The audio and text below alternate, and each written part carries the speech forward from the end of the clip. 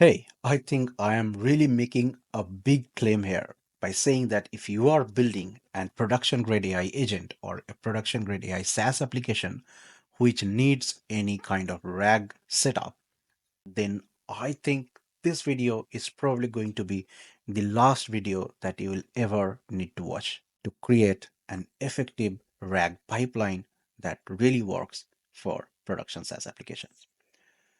Now, what is the workflow and how does it actually work? I am going to explain you step by step by showing you the design and then through the code example with some data feeding into the RAG embedding systems and querying it to showcase you why this is the most effective flow that I have found so far in my journey. So without wasting any more time, let's go to the screen and see what this is all about. Shall we?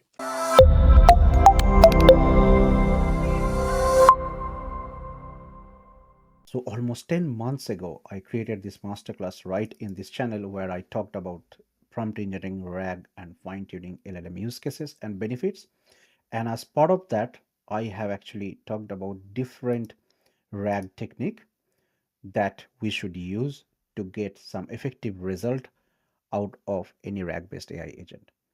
And I talked about RAG re-ranking, I talked about some multi-step RAG setup and everything. Now, why after 10 long months, I have again brought this topic back? One of the reason is because I have said about this many times before that I am actually creating an production grade AI SaaS application. And as part of that, I had to support knowledge base for the AI agents. And that's where I had to find a really effective RAG workflow that I should use for voice AI agents.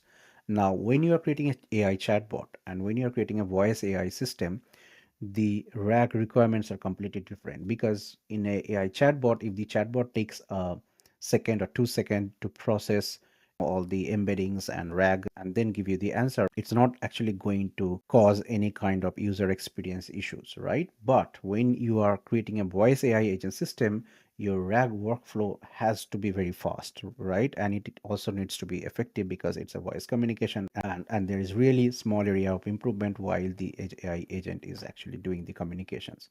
So you really need to build an effective RAG system and test it whether that works or not. And because I'm building a production grade AI agent system, that means I cannot just say to my user that I only support markdown files, right? Because the traditional RAG systems actually works with markdown files sometimes with lesser text and stuff, but when it comes to different type of file format like PDF, like PPT, like image, I think it wouldn't just work, right? So in this video, we will see what is the ultimate workflow that I created, which supports different type of file system and really effective RAG system with, of course, embedding engine and query engine. So let's actually go to the other screen. So let me come back to this screen first, where I will talk about the architecture or the design a bit. And this is really important. So the video that I have created around 10 months back was about RAG re-ranking and multi-step RAG, and it was all about the query system. When you query, how it should do the re-ranking and fetch the result and process it using re-ranking and get the response. But the thing that I was missing in that video was how to actually even create the embedding properly. This is really, really important because if you do not create the embedding properly, even though you have a really effective query engine, it's still gonna fail, right? Because if it is gonna fetch wrong embedding from the vector database, it's never going to actually give you a proper response to the query, right? So we also need to find out an effective way to do the chunking and to do the embedding and everything. So that is what I have been exploring for past few days. And I think now I have got a really good workflow, which I'm going to share to you, of course. And I'm going to also test it with a code and with a live document in this video. Now, what happens in a normal chunking method, like in a normal RAG system that you see out in the YouTube or in online, is you give it a doc, PDF, markdown file, then you use some kind of sentence splitter, and then the sentence splitter basically splits it every few tokens, like 500 tokens or 1000 tokens, whatever you specify, and then you basically get the chunk, and then you do some kind of overlapping, because this splitting is not intelligent, right? So it can actually literally split it within a sections, or within a line, or even within a single word. So that is why it is really essential that you do some overlapping, so that when you create the embedding, it has the context of the previous index, right? So that's what we do. We embed it and we store it in the vector database. And then when a query is being, we made the embedding of the query, and then we send that embedding to the vector database to find the similarity. And this is also called semantic based search. So where we get some top k result, and based on that, you can apply some kind of re-ranking technique to re-rank the results, and then feed that result to LLM, and then the LLM will actually generate the final response. This is the standard pipeline that you may have used it, that you may have seen it a lot of time in different scenario, but I can tell you with guarantee that this does not work in an production grade SaaS or in a production grade AI agent. And if you have been building an AI production grade AI agent, you definitely have face this issue, that when you have given bunch of documents, or you have given a document with similar textual structure, or similar text being used different places in the document, or have some relationship of different sections between the documents, there is a section on the first paragraph, and then there is a section on the last paragraph, and they have the link, this chunking mechanism or embedding mechanism doesn't work in that case. That is where we can have something called hierarchical chunking. And this is actually introduced as part of the LlamaIndex library. And if you don't know about LlamaIndex, it's a really good library to create RAG-based AI agents. And in the LlamaIndex library, you will find this strategy, the hierarchical chunking. So what happens? You actually do the same thing. You split the documents, but now the chunking happens at 3 level. Now I created another diagram to explain it in but with more details. So basically what happens in hierarchical chunking is, when you get the text, it could be markdown text or document. This is basically doing 3 level of chunking. One is the document level chunking, and then there is a section level chunking, and then there is a paragraph level chunking. That means you do a chunking or splitting and chunking for 1024 tokens, and then 512 tokens, and then 256 tokens. And as a result, the embedding that you get into the vector database, it's much more coherent, and you are able to actually establish relationships in the embedding when you store it in the vector database. Especially if you use LlamaIndex, it also create the index metadata as well. And the metadata actually contains the character counted, each embedding the word count, the timestamp, and content analysis. So as a result, when you actually do the query, this metadata along with this hierarchical chunking, it gives you much better result. And then of course, when you are doing the query, that gets embedded, you do the vector search, much like before, you do the top k similar search, and then you re-rank it, and then you are basically feeding that re-ranked result to the LLM for the final response. Now because in this approach you have better metadata, and you have a higher level of chunking available, and there is a relationship between those chunks or the embeddings, there is a far more possibilities of having a particular query being answered properly. But even with hierarchical chunking, you are still missing one of the really important feature, especially as I said, if you are building an AI SaaS application, and that is to support multiple type of file formats. For example, even with hierarchical chunking, all you are feeding is a doc file and PDF file. What if the PDF file has image, and that image have some kind of table structure or some data in it, or some kind of flow diagram, or maybe the image has some kind of information which is really essentials to understand the context of whatever it is trying to present. Or maybe just take an scenario that you are building an AI agent for a restaurant, and the restaurant have just their menu card, right? And they just take a snap of the menu card as an image and upload it as a knowledge base. How would this chunking strategy and how would this embedding strategy would work in that case, right? What if in a use case where the user is uploading their PPT? Now, in a PPT or in presentations, you often have relationships of one presentation slide to another one. So that means if you do normal chunking or even with hierarchical chunking, it is much more likely to fail because you are not going to have the contextual understanding between the slide with only chunking strategy. So what you could do in that case, and that is where I think even LlamaIndex have another project called LlamaParse.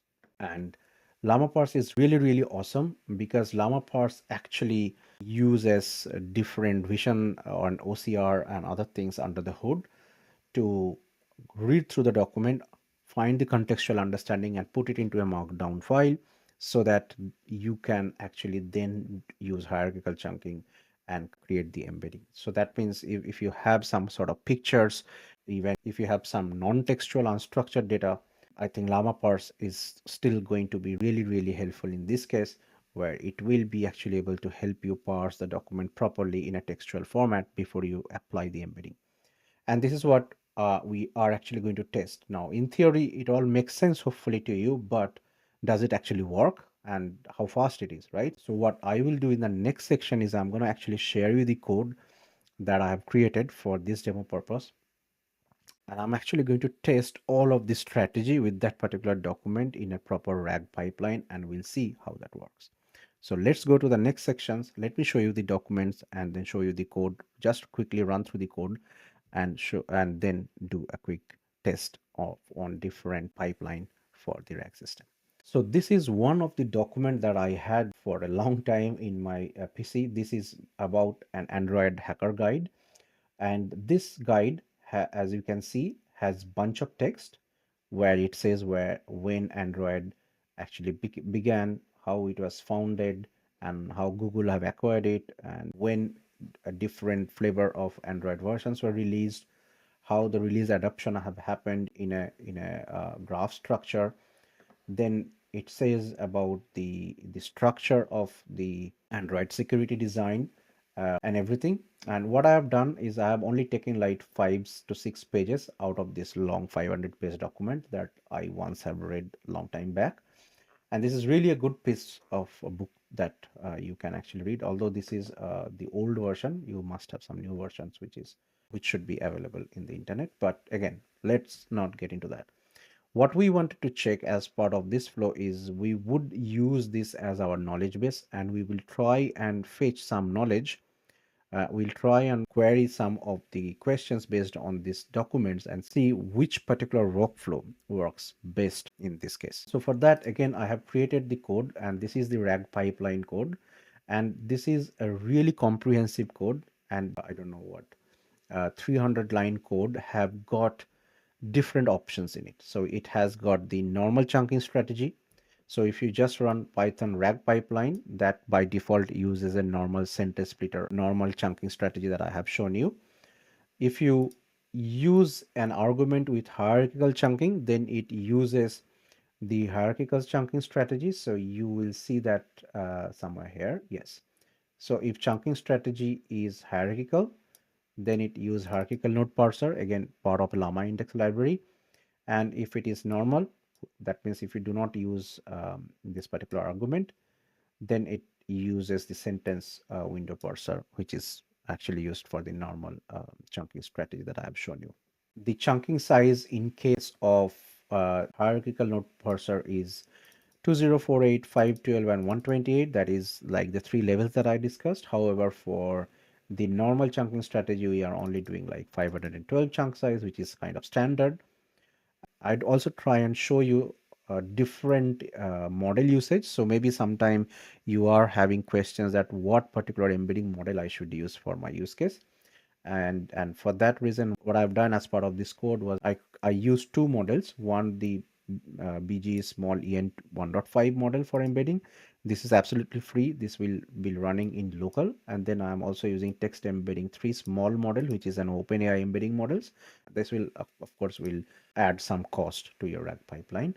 But we wanted to see if we use, let's say, hierarchical chunking strategy, is that actually going to give us enough data as part of the chunking and embedding if we use our free model, or we are getting better result with OpenAI model regardless of the strategy that we use. So this script you can literally use to do different permutation combinations and maybe feed your document into it and test it to see which particular pipeline and which particular model is actually going to give you the best result for your use case. That was the reason why I created this script, because I had to test different use cases with different documents. And the way the script is written is it's going to read all the document from sample docs. And at the moment, I have just only kept one PDF, but you can keep as many as you want and you can test it out. But of course, that will actually also introduce some cost, because especially if you're using the OpenAI API key to create the embedding and stuff. I have also added different file extractor there. So that means we are using LlamaParse here, and the LlamaParse will only be activated if you enable with LlamaParse in the argument when you run the script. And with LlamaParse, it will automatically detect what kind of document that you have in this sample docs, and then it is going to actually parse the document into a textual format or in a markdown file. So it supports text, JPG, JPEG, PNG, HTML, PPTX, DocX, PDF, and I have added all of this basically as part of the script so that you can use the script and test your use case. Also, there is a third options in this script, which is embedding type. So if you specify embedding type as OpenAI, then it will use OpenAI model for the embedding. If you specify it as local, then it will use the local model, which is the BG small en 1.5 model. This is absolutely free to use in your local system, so you should be able to do that. If you do not use any of these embedding type flag, it will by default use OpenAI, just so you know that. Okay, and other than that, there is really nothing. It's just processing the document. It's rendering using simple directory reader because we are keeping this in the directory. We are creating the index using LlamaIndex, of course, and we are persisting the vectorized index in locally, not saving into any vector database as part of this demo. But of course, you would like to save it into the vector database in an actual production-like setup, right? And then in the end, I've created a query functions, which is basically just going to have a system prompt. And then in the context, we are providing the embedding after we do the query into the embedding database or into the local file system using the LlamaIndex. And we are basically providing that embedding for the final response. And we are putting in bunch of demo queries here. And with this demo query, we are going to actually test a different workflow. So for that reason, I have also created like this kind of metrics where for each and every use case that we will test it, we are going to mark it as pass or fail here so that you would know which one actually works better. Okay, I hope this is all clear to you. And again, all this script comes with a requirement.txt. So when you get it, just create an new Python environment and install everything that is there in the embedding.txt. It should be ready to run basically. So with that said, I am going to run each and every use case and we are going to see which one gives the best result. So at first we are going to test with a simple chunking strategy and we are going to definitely use OpenAI for the first time. So I'm not going to show you the installation and everything. As I said, just create a Python environment and install using pip install -r requirement.txt. I think by now you know how that works. If not, maybe check some of my other videos, previous videos, or just ask ChatGPT or something. Let's run the script, which is Python rag workflow rag pipeline.py. Just note here, we are not specifying any of these arguments here. And what that means in this metrics is we are running the default chunking mechanism, which is the sentence window parser with OpenAI model. So it's generating the embedding, and then it's now querying. What is the query? So we queried here that what was the complete chronological progression from Android's founding through the release of the first public phone.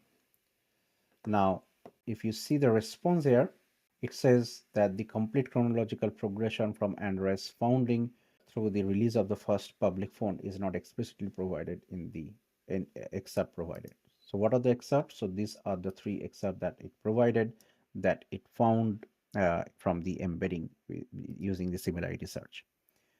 Now you might say, you are just doing like top case 3, you should do like top case 8, 9, and I agree. But I'm not going to change that. So I'm going to keep the top case 3 for the remaining of the test. And the reason is because I wanted to test the effectiveness of the pipelines, keeping the retrieval node minimum, just to find out the most effective approach or the pipeline. We can definitely increase that as and when we needed to get better result, right? And because the document that I am using is only 5-page document, so it doesn't make sense to use top case 8 or 9. So that will literally give the whole documents, right? So there is no point of doing an embedding based query there. I hope you're actually able to get it, what I'm trying to say, right? So now that we have tested using this simple chunking strategy, let's actually now run it, and let's add the with hierarchical chunking options as arguments. Now let's run that. So as soon as I run that, what will happen is this one, as you see, it created the index using this OpenAI with a normal chunking strategy. You will see another folder will be created with the hierarchical chunking. So let's just run it. Now, as you can see, the new OpenAI hierarchical chunking index is created, or the vector database or vector embeddings are created here. And now if you see the same questions, the chronological progression of Android's founding through the release from the first one, the same question with hierarchical chunking strategy, it has actually given us the chronological order, like when Android Inc. was founded, that was at 2003. Then Google acquired it at 2005. The OHA was announced at 2007. Beta was released at 2007 November, and then Android was first made available to the public in 2008. The first publicly available Android phone was HTC G1, and this is the answer that you can only get when you have the contextual understanding and you have the relationship established between the different sections of the embedding, right? This is what you will achieve through the hierarchical chunking strategy. But there is still a problem. What is the problem? As I said, that if your document contains pictures, for example, if I want to know when the gingerbread was and now version 2.3.7 was launched, and this is a picture, not a text, the hierarchical chunking strategy won't be able to find that answer. Actually, you know what? Let me test that. So what I'll do, I'm going to re-enable these demo queries and disable these ones. So this demo queries is going to ask what functionalities are listed within the Linux kernel block, and when did the Gingerbread version 2.3.7 were released. So these two are actually part of the picture. So this picture shows where the Linux kernel and what all features are there, and this picture shows the release date for every Android version. Now let's run that again. The same thing, hierarchical chunking strategy. We are not adding LlamaParse yet.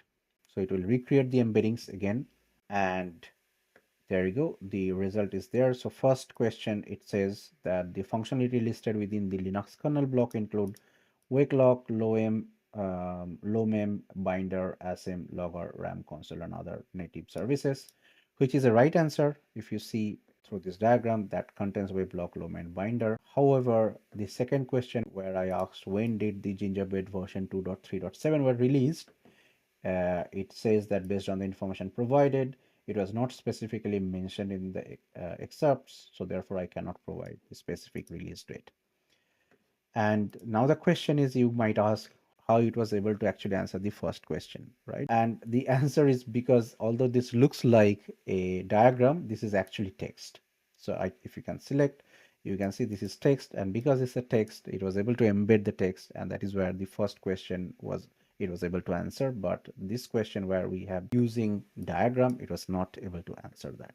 So this is where LlamaParse comes in. So as I said, LlamaParse would use OCR and different GPT-4o and other models which have a vision capability to actually understand the documents and then create it in a textual format so that your embedding has much more information in it so that you can access it. And this will specifically help you in different production grade use cases where you do not have the control of what kind of knowledge base that your user is going to upload to your SaaS application or to your AI agent. And as a result, your user might be complaining that, hey, I have uploaded my knowledge base, but it was not still working.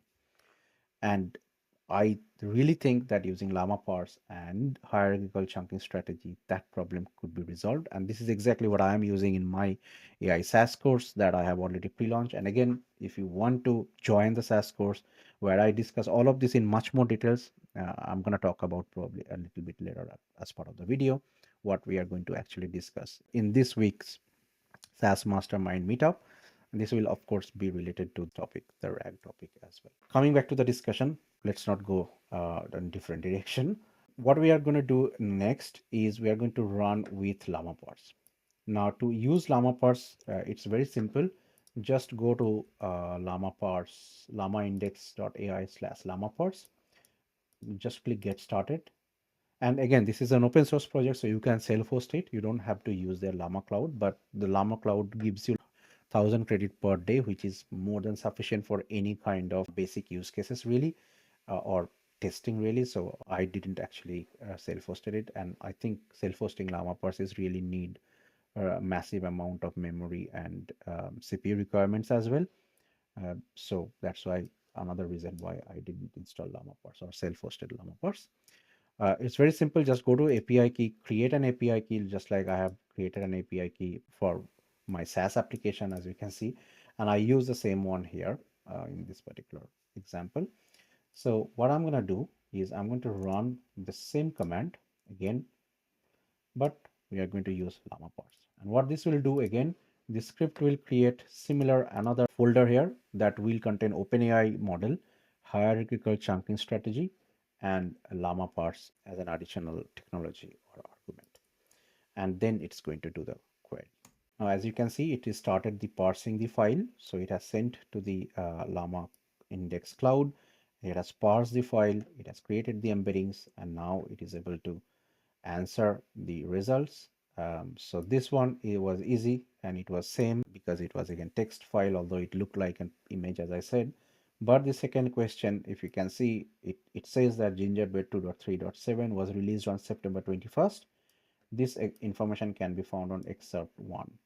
Now, if you see version 2.3, and if you see the version 2.3.7 was indeed released on 21st September, which is really, really awesome to see that with LlamaParse, we are able to even extract this kind of information that wouldn't have been otherwise be possible to get using a standard RAG approach. Now that it is proven that with hierarchical chunking strategy and LlamaParse, we are getting much more better result. Let's now also quickly test in which scenario you can even use the local models, like the free models, right? So for that, again, what you need to do is just use an additional argument, which is embedding type. And I'm going to specify local here, and this will actually run with LlamaParse with hierarchical chunking, but using local model. So that means you will see another folder created here, but this time instead of OpenAI, you will have local in it, and we'll just test the same set of question and answer. Is wrong. I think I have by mistake removed the code for embedding type. I think now I have added it back, and the questions remain same. We are just going to rerun it. And as you can see, there is a new folder created here, storage local hierarchical llama parse. So this is using the local model, and yeah, local model embedding, it was not able to answer this question, although we have used llama parse. So that actually shows you when you should also use a model like OpenAI. Okay, llama parse is not just going to help with complex problems. So you also need some better embedding models at times. So that is the test that I was talking about. So this script is literally going to give you that wings where you can literally give any model like cohere model or anything and just test it out. Maybe you will find in your use case cohere model is the best and the cheapest and the most budget options that is serving your need.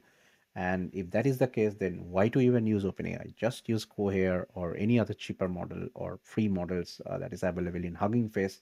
If that works for you, just use the script, change the different model name here and test it out, your use case. For example, if you are using really complex scientific theory documents that has really complex terminologies, maybe text embedding version 3 model is not going to be helping there, because this model may not have all those textual understanding of scientific terms or anything. That is where you probably need the bigger model. So please make use of the script accordingly, change a different model and test your own use case. And I'm not going to spend more time and test the different use case. I'm going to give you the script anyway for free. So use the link below and download the script with all of the other documents that is there for you, so that you can test it. I'm also going to keep the Android hacker book along with this particular repository, so that you have something readily available for testing. So read through the handbook and maybe ask some questions to see whether any of the strategy is actually aligned with your understanding and it is working, and use it accordingly in your system. Now that is what was the really core part of this video that I wanted to cover. However, this is just the script, but this had to be really productionized as well if you want to use it in production. And that is where I had to create a bunch of other detailed script here with logging and everything in mind and as a production setup. And then I also had to create whereas really nice pipeline for my AI SaaS product that I am creating under the hood as part of the SaaS course.